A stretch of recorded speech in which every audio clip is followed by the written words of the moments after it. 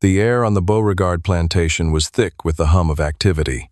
Yet there was a stillness beneath the surface, a tension, quiet but palpable, that pulsed through the fields, the grand house, and the hearts of all who lived under the weight of its cruelty.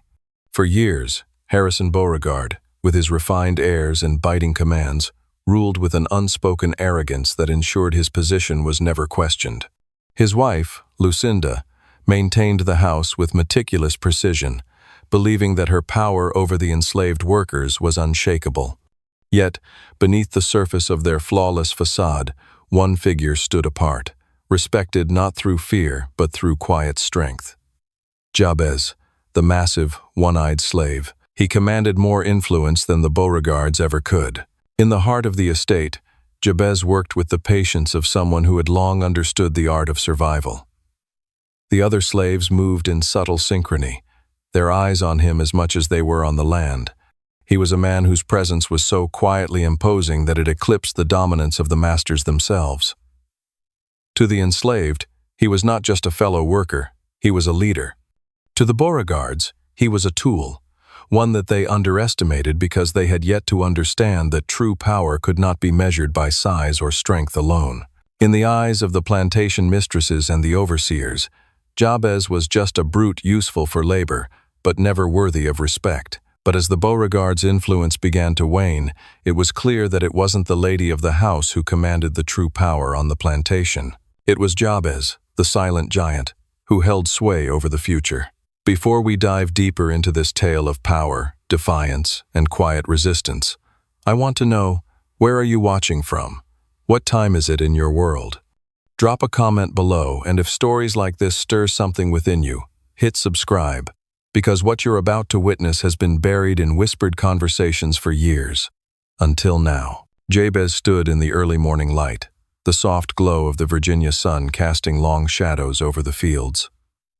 The mist hung low on the ground, a blanket that slowly lifted as the first stirrings of the day began. The grand Beauregard estate, with its towering oaks and sprawling fields, looked tranquil from this distance. But beneath the calm facade, the cracks in the plantation's power were beginning to show. Jabez had always been a figure apart from the others. While the other enslaved workers labored in the fields, he seemed to move through the estate with an unspoken authority. His immense size, his towering height, and powerful frame were not the only things that set him apart. It was his quiet nature, his ability to observe without reacting, that made him an enigma. Where others shouted in anger, Jabez whispered in strength. Where others fought back in fits of rage, Jabez plotted in silence. The other slaves respected him. They knew that Jabez did not act out of instinct or emotion, but out of a slow, calculated purpose. He did not speak often, but when he did, his words were measured, and they carried weight. The others listened carefully, absorbing his words with the reverence usually reserved for kings. Yet, to the Beauregards and their overseers, Jabez was just another laborer, another strong back to exploit. They never realized that the strength in his back was not just physical, it was the strength of his mind, the quiet determination to one day overthrow the very system that had enslaved him. Master Harrison Beauregard, self-assured and arrogant, had always viewed his plantation as a well-oiled machine. He ruled with an iron fist, ensuring that everything from the crops to the workers was in perfect order. His power was unquestioned, his authority absolute. But he had never considered that the one who toiled beneath him, who worked the fields and carried the burdens of his wealth, might one day be the very force that shattered his world. Lucinda Beauregard, the mistress of the plantation, was a woman of rare beauty and a sharp mind. But she was also a woman whose power rested entirely on the cruelty of her husband. She ruled the household with a cold, calculating hand, maintaining the order of the mansion with precision. She spoke of Christian duty and God's will, but in truth, her every action was designed to maintain the status quo, to ensure that her family remained on top. She viewed the slaves as nothing more than property objects to be controlled, broken, and discarded. But in her blindness, she had overlooked the power that lay in the hands of the very people she thought she owned. One evening, as the sun dipped below the horizon and the soft glow of oil lamps flickered to life in the grand house, Jabez stood in the shadows, watching the night unfold. The sounds of laughter and conversation drifted from inside the mansion, where Harrison and Lucinda entertained their guests. The clink of fine glasses and the quiet hum of orchestrated merriment contrasted sharply with the silence that gripped the fields outside. Jabez had learned the rhythms of the plantation. He knew when the overseers were patrolling, when the master would be lounging in his study with a glass of brandy, when Lucinda would retire for the night. He knew the patterns of the other enslaved workers, the moments when they would be most vulnerable and when they could be relied upon. But most importantly, he knew the patterns of the Beauregards, their arrogance, their indulgence, and their belief that they could maintain control forever. He had waited for years, observing every subtle detail, gathering the knowledge he would need to topple the system that kept him and his people in chains. He knew the power of silence, of watching without being seen. He knew that the first strike would have to be subtle, calculated, and invisible. And so, for now, he bided his time. In the quiet moments of the night, when the wind rustled the leaves of the trees and the moon cast its pale light over the fields, Jabez felt the weight of the burden he carried. It was not just the weight of his own life, but the weight of the lives of those who had come before him, the countless souls who had toiled under the same system, who had died in silence, never seeing the justice they deserved. His revenge would not be one of violent outbursts, but of slow, steady precision. It would be a strike that would come when the Beauregards least expected it, when they were lulled into complacency.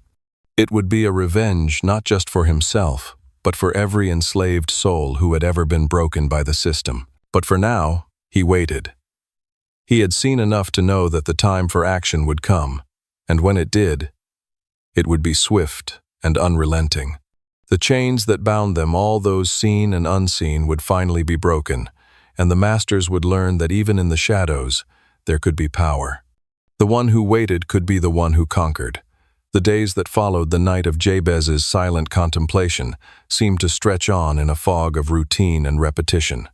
The Beauregard estate hummed with the same quiet hum it always had, the horses in the stables, the servants bustling through their tasks, the fields full of crops that needed tending.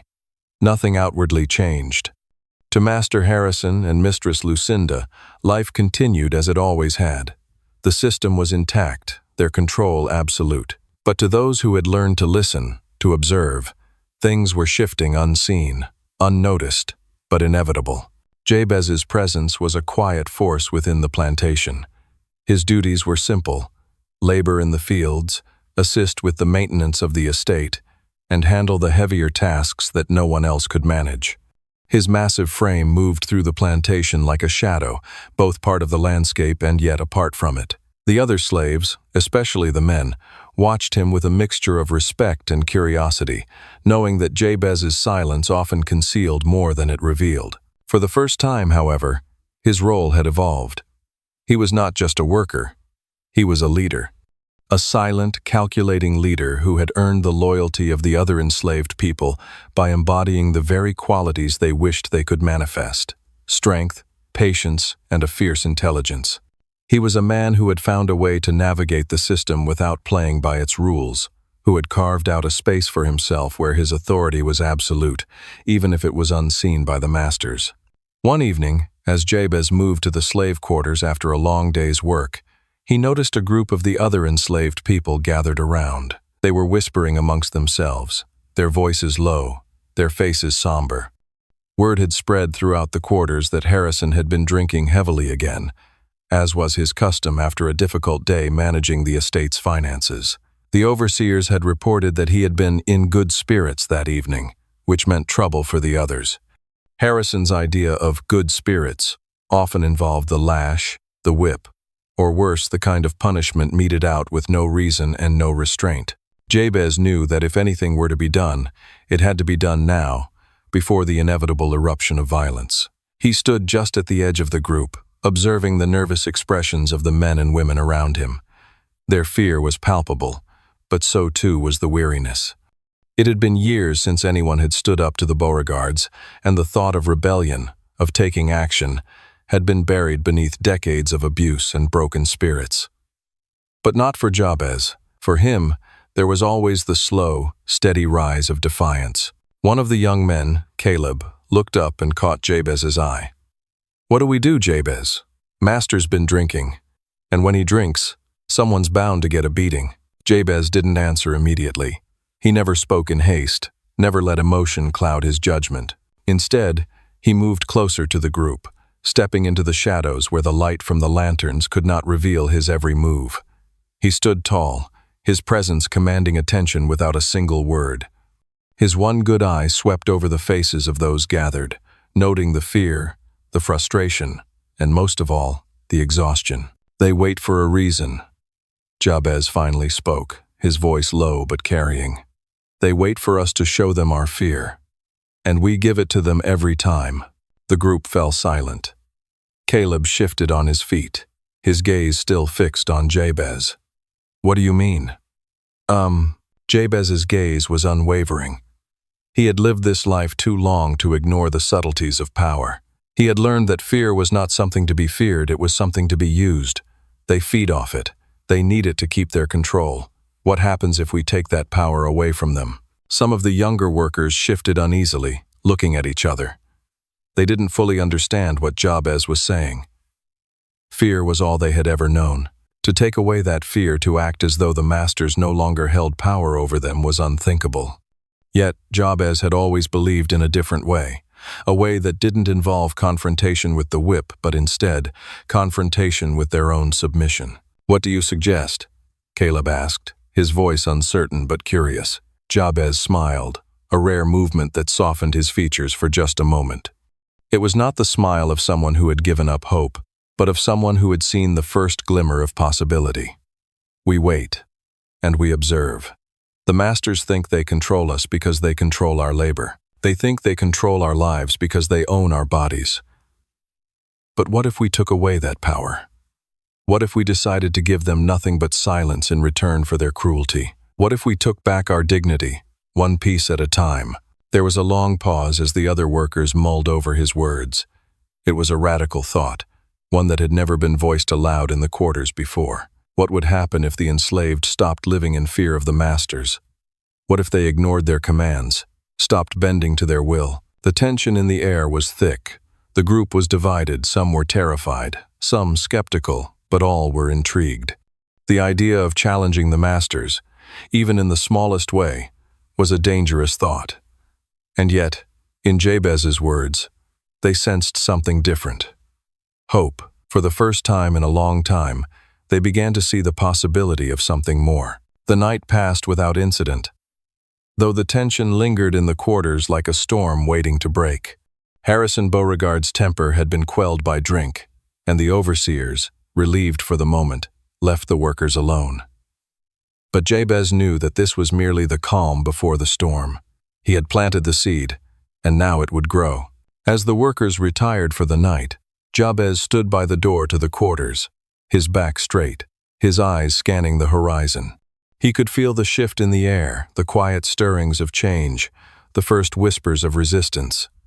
The days to come would test them all, but Jabez knew that the time for silence and submission was over. The plantation would no longer be a place where the Beauregards' will reigned supreme. No longer would the enslaved bend their heads in fear. Jabez had given them a taste of what could be. Now, they would decide whether to take the next step. Tomorrow would come, and with it, the choices they would have to make. Would they remain under the heel of their masters, or would they rise, quietly and patiently, to claim their dignity and their freedom? The days following Jabez's quiet speech were filled with an unsettling calm. The Beauregards' plantation continued its rhythm of heavy labor, overseers patrolling the fields, and the servants carrying out their tasks without protest. The estate seemed unchanged, yet something was different.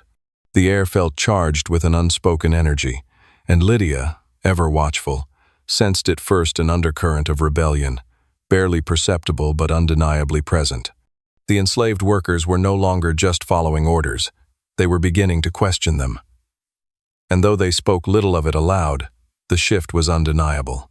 In the weeks that followed, Lydia and Jabez worked in the shadows, carefully watching for the right moment. They had already begun to move through the estate differently, more deliberately. Their actions were measured, always careful, always calculated, but they spoke volumes. The once invisible hierarchy of power had begun to tilt, if only ever so slightly. Jabez had planted the seed of resistance, and now it was time to nurture it, to see if it would grow. One evening, as the orange glow of the setting sun dipped beneath the horizon, Lydia moved through the slave quarters with a purpose. She made her way to the small gathering spot where the workers often met in secret, away from the prying eyes of the overseers. There, under the sheltering shade of a large oak tree, the workers had begun to congregate after their grueling labor. This was the first time they had openly gathered since Jabez had spoken. The murmurs and hushed conversations ceased as Lydia approached. They were not accustomed to meeting this way, especially not openly. But Lydia knew this moment was inevitable. It was time for them to commit or retreat, to rise together or remain in the shadows of their submission. "I see you've all come together," Lydia said softly, her voice commanding attention despite its calm tone. She paused, her eyes sweeping across the faces before her. The younger workers, still fresh in their servitude, looked unsure, but there was a fire in their eyes, a spark of something they had never felt before. The older workers, those who had been here the longest, were the ones she studied most closely. They had seen and felt the cruelty of the Beauregards more than anyone else, and their resolve was the key to the plan's success. "Jabez told you," she continued, her voice rising slightly with authority. "It's time to stop living in fear. He said we could no longer submit to their cruelty, but he didn't tell you how to start. I'm here to tell you that our time has come. We are not the ones who are weak. We are not the ones who should fear." The group remained silent, listening intently as Lydia's words began to sink in. "They want us to believe that we are nothing, that we cannot stand against them. But I've watched them. They are weak. They are filled with fear, and they feed off of ours. It's time to turn that around." And a tenser thing, Lydia's gaze fixed on an older woman in the back of the group, Missy, who had worked on the plantation for nearly 20 years. Missy had always been a voice of reason, cautious and wise, and Lydia knew that her approval would mean everything to the others. The older generation, those who had witnessed unspeakable atrocities, were the ones who held the key to unlocking the courage of the younger ones. Missy stood up slowly, her body weathered with age and toil, and met Lydia's eyes. "What do you mean, child?" she asked in a voice that cracked with years of suppressed emotion. "I mean, it's time we make them see that we're not invisible," Lydia said firmly. "That we're not cattle to be herded, not tools to be used. It's time we show them that we're people, and people can fight back." There was a shift among the crowd. It was subtle, but it was there, a flicker of hope, of belief that this could be done. Lydia watched as a few of the younger men nodded, their faces hardening with determination. The older women, some of whom had never dared speak of rebellion, exchanged glances, their expressions unreadable, but their silent solidarity growing. "Enough talking." One of the younger men, Elijah, spoke up. His voice, though raw, carried a new kind of strength. "What do we do now?" Lydia turned to Jabez, who had remained quiet and still, his powerful frame leaning casually against the tree. His silence spoke volumes. He was the pillar that held this fragile alliance together. "It's time to act," Jabez's deep voice rumbled, filling the space between them. "We start small. We show them that we are no longer afraid to stand together." "My Dan," Lydia nodded in agreement. "Tomorrow, when the overseers come to inspect the fields, we will refuse to work. We will stop. Not all at once, but enough to send a message. The more they push, the more we resist. We'll break their rhythm, make them question their authority." Elijah's eyes widened with a mixture of fear and excitement. "But won't they punish us?" Jabez stepped forward, his heavy gaze falling on the young man. "They will try. But that's what we've been waiting for. The day they realize that we can't be broken will be the day they start losing their grip." The crowd began to murmur, the sense of unity growing stronger with every passing second. For the first time, they were not talking about running away or escaping to the distant woods. They were talking about standing firm, facing the masters head-on. Lydia raised her hand, silencing the room. "This is just the beginning. We are not going to rise up in violence, not yet. What we will do is make them see that we are not weak, that we are not invisible. They will see us, and when they do, they will have no choice but to acknowledge our strength. As the plan took shape, Lydia knew there was still much work to be done. The hardest part would be in the details, the timing, the coordination. But the workers were ready. They had seen the change in the air, the shift in Lydia and Jabez's quiet rebellion. They had watched as the Beauregard's power had begun to crack, and now they would push it further, not with swords or violence, but with their unity. The following morning, when the overseers came to inspect the workers, Lydia could feel the weight of their gaze. They were expecting the usual submission, the usual silence. But instead, the fields fell into a quiet stillness. The slaves worked not with speed but with calm, deliberate slowness. They had sent a message without speaking a word. And when the overseer approached Jabez, his voice demanding faster work, the giant man simply stood taller, meeting the overseer's eyes with a quiet defiance. "We are not animals to be driven," Jabez said calmly, his voice unshakable. "We are people, and we have the right to rest." The overseer's face turned red with anger, but he did not move to strike. He understood something in Jabez's posture, a power that could not be broken by force. And he knew, for the first time, that the ground had shifted under his feet. The morning after Jabez and Lydia's subtle rebellion passed without immediate consequence, the oppressive atmosphere at the Beauregard estate began to crack, though it was still buried beneath a veneer of normalcy. The workers returned to their tasks as usual, but the lingering tension could be felt in every step, every glance exchanged across the fields. The overseer's presence had grown more forceful, their voices louder, yet beneath their commands there was an unmistakable unease. They were beginning to realize that something was different, that the workers, once docile and obedient, were no longer cowed by their whips. Jabez had spoken of this moment for years, the slow, patient erosion of the master's power. But even he had underestimated the weight of what had been set into motion. The Beauregard estate, which had thrived on the relentless march of labor and fear, now faced something more dangerous than any open rebellion. It was the quiet strength of unity, the refusal to submit, that would break them.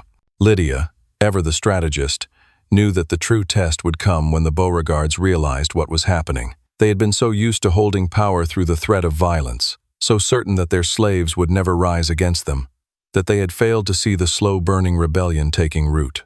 Their mistake was thinking that a few days of work stoppage would simply be forgotten, swept away like dust from the floor. But the enslaved workers had found their voice, and now, they had no intention of going back into silence. By midweek, Jabez could sense the shift in the air. The overseers were growing more irritable. The anxiety that had been lurking at the edges of the plantation had moved to the forefront, and with it came the Beauregard family's own attempt to regain control. Harrison's absence had been felt throughout the house, but his wife, Lucinda, had stepped into the void. The plantation had been left in her hands, and she was determined to assert her power. However, where Harrison had been cruel and quick to violence, Lucinda's methods were more subtle, calculated in ways that made her more dangerous.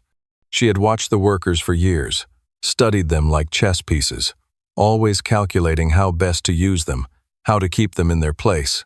But now, with her husband's death still fresh, she found herself facing a revolt she wasn't prepared for, a revolt that had begun not with violence but with something far more insidious: silence. The quiet defiance had started small but was now growing. Lucinda had always prided herself on her ability to maintain control through manipulation. She believed that a few well-placed threats and the promise of rewards would ensure her mastery over the workers. But as the days passed, she realized her grip was slipping. No longer were they working at the pace she commanded. No longer were they responding to her condescending orders with the usual docility. And in that growing resistance, she could feel the crumbling of everything she had once relied on. Lydia, sensing the change in Lucinda, began to carefully push the plantation's atmosphere further into unrest. She had watched as Lucinda's methods of control faltered, and now it was time to exploit her weaknesses. Lydia's plan was simple. She would begin by sowing the seeds of suspicion, turning Lucinda's own people against her, planting whispers of doubt and fear in the minds of the overseers. It began with the small things, the missed deliveries, the slow responses to Lucinda's orders, and the quiet resistance among the enslaved women. Lydia began to subtly shift their loyalties, reminding them that they were stronger together than they were under the rule of any one master, be it Harrison or Lucinda. They were the ones who did the work, who provided the labor that made the estate run. And it was their silence, their refusal to follow orders, that had the potential to break the very foundation of the Beauregard estate. One evening, as Lucinda summoned Lydia to her study, the air was thick with tension. Lydia had not spoken to the mistress of the house directly since Harrison's death, but the time had come. Lucinda had called her to inquire about the workers' behavior and whether there had been any unusual activity. Lydia knew the question was more than a simple inquiry. It was a test of loyalty. "Lydia," Lucinda began, her tone sharp and measured. "I've heard reports of slow work, disobedience. Is this true? You know the importance of maintaining order. I will not tolerate insubordination in my household." Lydia stood tall before her, her posture a picture of calm defiance. "Mistress, I do not know what you've been told, but I believe the workers are simply tired. They are not machines, and they need rest. Your orders are heavy, and the labor is endless." Lucinda's eyes narrowed. "Rest?" she sneered. "The workers rest while they are fed and clothed. You forget your place, Lydia. I am the mistress here. I demand respect." Lydia allowed a slight pause to hang in the air before responding, her voice soft but unwavering. "And I am one of the workers, mistress. And I, too, deserve respect. Perhaps you've forgotten that." There was a long, tense silence between them. Lucinda bristled at Lydia's words, and for the first time, she felt a crack in her control. She had always seen Lydia as nothing more than an obedient servant. But now, in this moment, she saw the shift, the subtle power that Lydia held, the quiet strength that had always been there but had gone unnoticed. "Do not forget your place, Lydia," Lucinda hissed, her voice cold. "You may have given birth to my husband's child, but you are still a slave. Never forget that." Lydia's expression softened, but only slightly. "I know my place, mistress, but it is not the place you think it is." With that, Lydia turned and walked from the room, leaving Lucinda to stew in her own fear and fury. The moment was small, but it was the beginning of something much larger. Lydia knew the tide was turning, and it was only a matter of time before Lucinda's empire would crumble, just as Harrison's had. The workers were watching, and they were waiting for the right moment to strike. The days following Lydia's confrontation with Lucinda were filled with a growing unease. Lucinda, though outwardly calm, was rattled. The facade of control she had so carefully maintained for years was starting to crack. She had always prided herself on her iron grip over the plantation, but now, with Harrison dead and the workers beginning to defy her, she could feel her authority slipping away. She was losing the trust of those she once considered beneath her. Lydia's words had struck a nerve. For the first time, Lucinda questioned her position on the estate, questioned the validity of the power she had long relied on. In the weeks that followed, the workers continued to display subtle acts of defiance. The once dreaded overseers found themselves faced with more resistance than they had ever experienced. The field work, once done with quiet obedience, now took longer. The slaves' eyes, once lowered in submission, now looked up with quiet challenge. They did not speak of rebellion openly, but the message was clear. They would no longer be her tools to command at will. As for Lydia, she continued to quietly orchestrate the unrest. Every day, she saw the cracks grow deeper in Lucinda's control. The once proud mistress of the house had begun to fray around the edges, her temper more erratic, her actions more desperate. She would bark orders at the workers, but their responses were slower, their obedience less certain. Her own servants, once dutiful in their duties, now whispered behind her back, their loyalty shifting towards Lydia. It was during a cold morning in late October when the tension reached its peak. The estate had been running at a slower pace than usual, and Lucinda had finally lost patience. She summoned all the workers to the main house. ordering them to assemble in the yard. The overseers stood at attention, awaiting her orders, while the enslaved workers stood in a loose circle, silent and still. Lydia, as usual, was at the center of the group, though she remained quiet, her presence commanding respect without the need for words. Her eyes locked onto Lucinda's, watching as the plantation mistress approached with a calculated, cold stare. "You," Lucinda began, her voice loud enough to carry across the yard, "have become insolent. You have ignored my commands. You have disrespected me.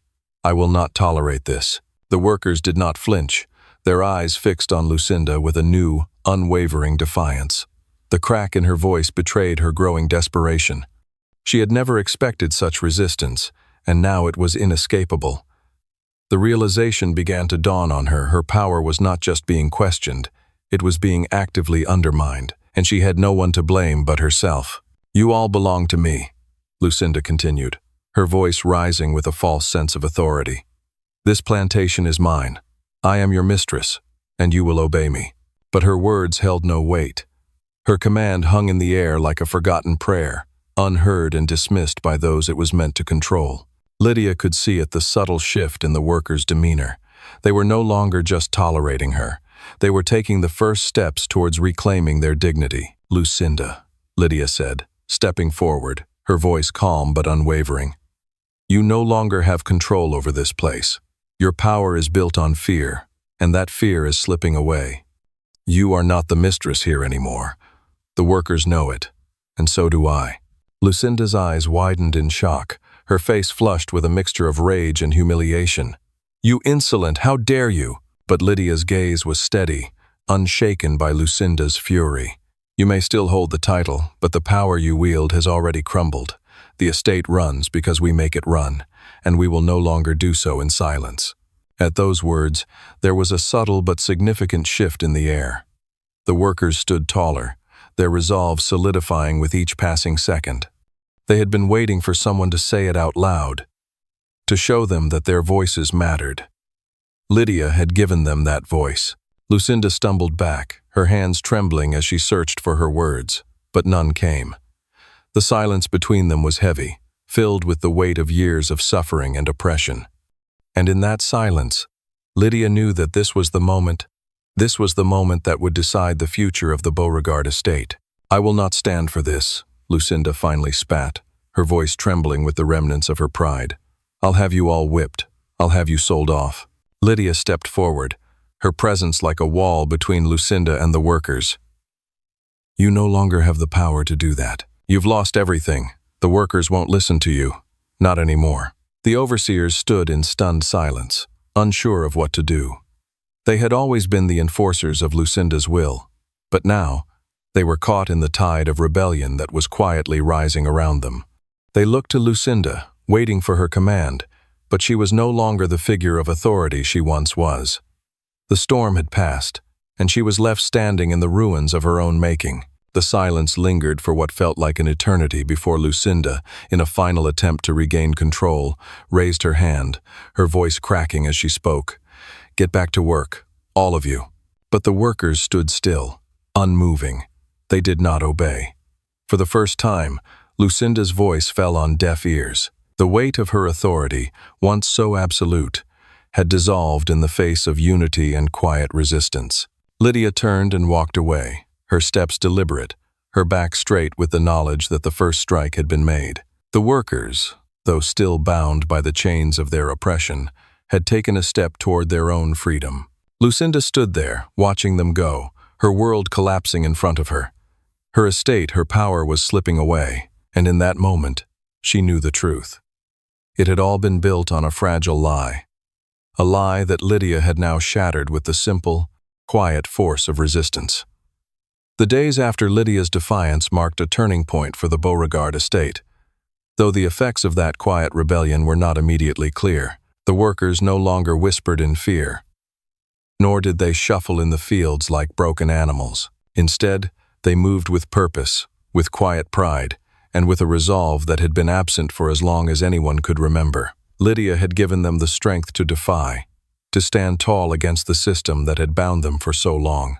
In the grand house, Lucinda remained a shadow of the mistress she once was. Her steps faltered, her commands lost in the wind of disobedience. She called for her overseers, but they did not respond as they once had. They were no longer the enforcers of her will. They had become the unwilling participants in a story that was shifting beneath their feet.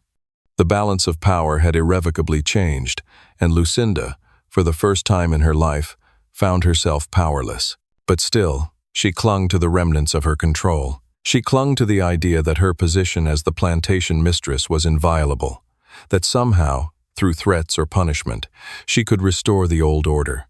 She sent for the overseers to gather, her voice sharp, demanding their loyalty once more. They came, one by one, their faces heavy with the weight of their own silence. They had never been taught to question their masters, to think for themselves, but the landscape had shifted. Lydia's actions had planted the seed of doubt in them, a seed they had not known was there, but now it grew, twisting and burrowing into their minds. "You have seen it too, haven't you?" Lucinda said as they assembled in her drawing room, her voice trembling. "The workers, they don't listen anymore. They defy me, openly." The overseers exchanged uneasy glances, their unease growing with each passing word from their mistress. Lucinda's power was built on the belief that her word was law, that the workers were beneath her in every way. But now, in the quiet of this room, they realized that this had never been true, not in the way they had once believed. Lydia's rebellion had not just been an act of defiance, it had been a call to arms for the very foundation of the system they had upheld. And as much as they had once thrived in the cruelty of their positions, the overseers now found themselves standing at a precipice, unsure of what to do. "I can't let them think they can simply walk all over me," Lucinda continued, her voice growing steadier as she clutched at the remnants of her authority. "We need to show them who is in charge. We need to remind them of their place." One of the overseers, Thomas, the most loyal of the group, hesitated before speaking, his words careful. "Mistress, we've tried. The workers, they won't bend. They don't fear us the way they used to." Lucinda's eyes widened in fury. "What do you mean? They don't fear us. They are slaves, tools, nothing more. You are overseers. You command them. You make them obey." Thomas met her eyes, his voice low but firm. "Not anymore, mistress. We've lost them. They are listening to Lydia now, not us. She's been speaking to them, talking of freedom, talking of standing together. I've seen it in the way they move now. They are no longer afraid." For the first time, Lucinda felt the ground slip beneath her feet. She had long believed that fear was the greatest weapon she had, but now she realized that it had lost its bite. The workers, her property, in her eyes no longer trembled at her presence. Instead, they stood taller, their heads held high as they quietly resisted. And that resistance was not just against her, it was against everything she had ever represented. The weight of the moment settled heavily on her chest. "What do we do then, Thomas?" Lucinda asked, her voice hollow with defeat. "How do we stop this?" Thomas looked away, his gaze shifting toward the window where the fields stretched out beyond the plantation, the horizon bathed in the soft glow of dusk. For the first time, he didn't have an answer. His loyalty to the system had always been unquestioned. But now, the system was broken. Lydia had cracked it open, and with it came the realization that the authority they had once wielded with such certainty was nothing more than an illusion. The following days brought more tension but less action. Lucinda's attempts to regain control fell flat. The overseers no longer followed her orders with the same enthusiasm, and the workers continued their daily tasks with an air of defiance that went unnoticed by the masters, but was seen and felt by those who understood the new dynamic. But it was not just in the fields where the change was felt. In the kitchen, Lydia worked in silence, her eyes catching the gaze of the other servants who had gathered in small, quiet groups. They spoke less now, but there was a solidarity between them that had not been there before. They moved with a sense of purpose, as though they knew that something was inevitable. They had stopped fearing the Beauregards. The true test, however, was yet to come. Lucinda had lost her grip, but it was not enough to make her retreat. She was still the plantation mistress, and as long as she held that title, she believed she could force the workers into submission. She would push one final time, and when she did, Lydia knew the final act would begin. The breaking point was coming. Lucinda's desperation was palpable. She had already begun making plans, sending for help, bringing in new overseers who were eager to restore order through violence. But Lydia's plan was already in motion, and Lucinda would never see it coming. As the workers continued their quiet rebellion, Lydia watched from the shadows, knowing the time was near. The final blow would not be delivered by force, but by strategy, by understanding the master's greatest weakness, their dependence on fear. And once that fear had been taken from them, they would have nothing left to hold on to.